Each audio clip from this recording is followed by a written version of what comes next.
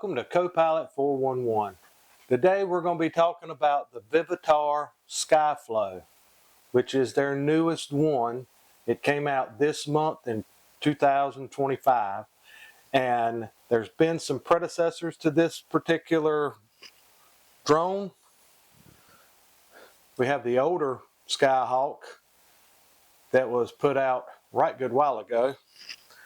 Then there was another SkyHawk that was put out, I believe, in 2023, and you can tell that they're quite different in style. So we've done reviews on these, so you can always go check out the reviews on these. But today we're going to be talking about the newest SkyHawk that was put out in November of 2025, and it's this sleek little machine that I'm holding in my hand now. So it's totally different drone. It is GPS. It does have some nice features on it. It does come with a 2.7K camera on it. It comes with a TF card that goes right in the bottom of the drone down here. It is a fixed gimbal camera, but you can roll the camera up and down with the remote. It does have brushless motors. It does a pretty good job with its GPS signal. Wherever you park it at in the sky, it'll actually stay there. And it does a pretty good job of holding its altitude where you park it at.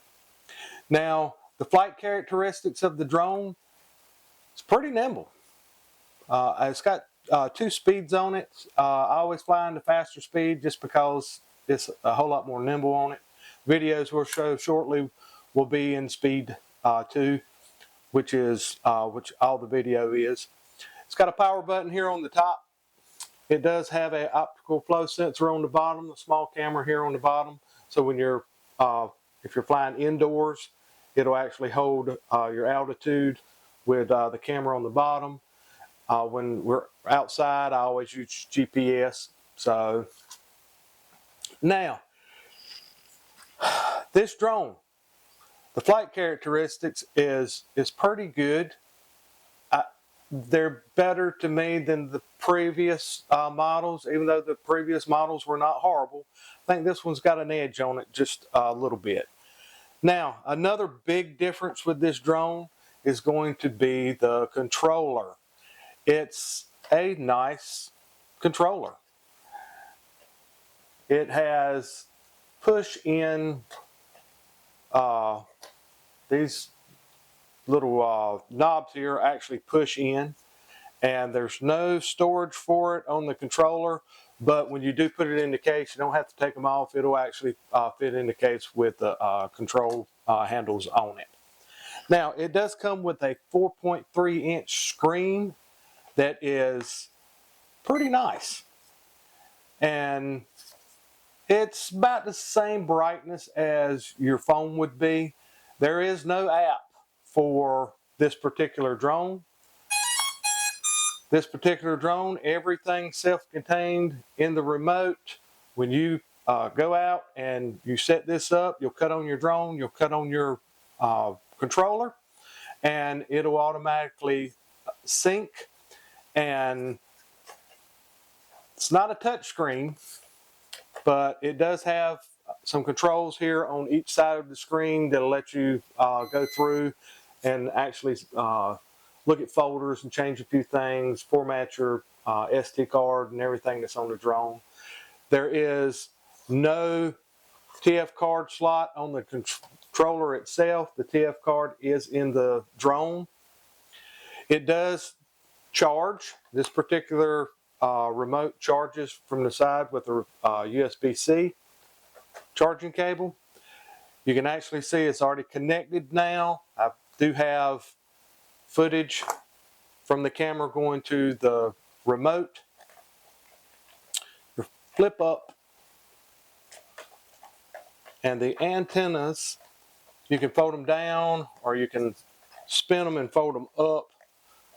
depending on your preference of how you're going to be flying, but you want those always point towards your drone. The controller does have several buttons on it. You have a speed button, which is right up here. You actually have a camera button at the top. Short tap with the camera button will actually take a picture. If you press and hold, it'll actually cut on the record for your camera as well. You can roll the gimbal up and down with this, and it's preset settings for the gimbal, and each time you hear it beep, it's actually staggering that camera down. And it's pretty nice because that camera will tilt 90 degrees and look straight down, but it's preset settings that are on the drone. It actually lights up. You have some green lights that come up around some of the buttons up here. Some of the buttons, you have one button takeoff and land. You do have a return to home button. You do have your calibration button up here. Your power button is in the center, and then the other ones I spoke about. Now, this drone will go out to 1,000 feet. I've had it at 1,000 feet, and when I was out at 1,000 feet, when I tried to push it farther to go farther distance, it wouldn't let me go any farther. So it stopped me at around 1,000 feet and wouldn't let me go any farther, which is kind of nice because I never lost FPV from my viewfinder here, and I could fly it back to me, the whole 9 yards. So it was kind of nice that when it does reach its distance point that it can go, that it will not go any farther. So you can't lose the drone. It won't fly out of sight and lose your FPV, stuff like that. So I thought that was pretty nice. Now, one thing that I've noticed with this particular drone versus the others is I was really let down with the image that came from the camera. Now, I think the flight characteristics of this drone is better than the previous ones. I think that it handles better as far as when I'm flying around. It's very responsive. That's really nice. But when we got the video back and we were watching it on the big screen, the video quality is, I think it's better than what we call the SkyHawk 2.0 that came out in 23. But the video quality on the original SkyHawk was actually better than the new SkyHawk that come out in 2025, which is kind of a letdown. I was hoping the video quality would be better, and it's just not. But you'll see that in the videos. Let's go to the videos now. Let's watch that, and you can always compare.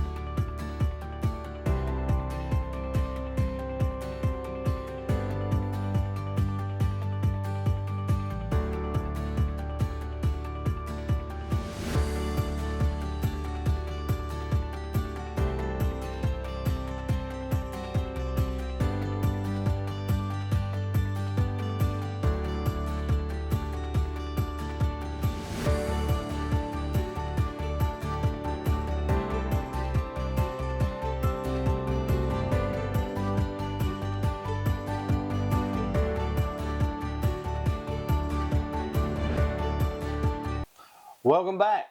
What'd you think of the videos? Like I say, I was a little disappointed in the video quality coming out of this newer SkyHawk, and it's doable. You can make out the video and see what's on the ground, stuff like that. I did notice that like when you're flying forward, you will see some jelloing and a little bit of blurring when you're flying forward. Once you stop and you just kind of rotate around, it's not as bad. The color science is kind of drab on it. It's not real vibrant, especially to be the 2.7K resolution that's supposed to be shooting from this. Do I think that this is a better machine than the old ones? I think it's got some nice upgrades. I do like the control on this. It's a nice, good feeling controller. I do like the screen that's built in. You don't have to worry about an app, that type of stuff. I do like the fact of how well this does handle in the sky when I'm actually out there yawing and turning and wanting to go up and down. It actually responds pretty well to your stick controls. So I think there's improvements in this particular quadcopter, the newest SkyHawk, but love to hear your comments. If you've got some of the older ones, if you even got this one, leave comments below and share your thoughts. And like I say, check out our other reviews that we've done on the older SkyHawks. And, like and subscribe, because we're going to do a head-to-head on all three of these, so you can actually see side-by-side videos and that type of stuff. So definitely subscribe, like, and hit that the bell, so you'll actually get an option to be able to see this new comparison that we're going to do in the future. Anyway, I hope this was helpful, and like always, happy flying.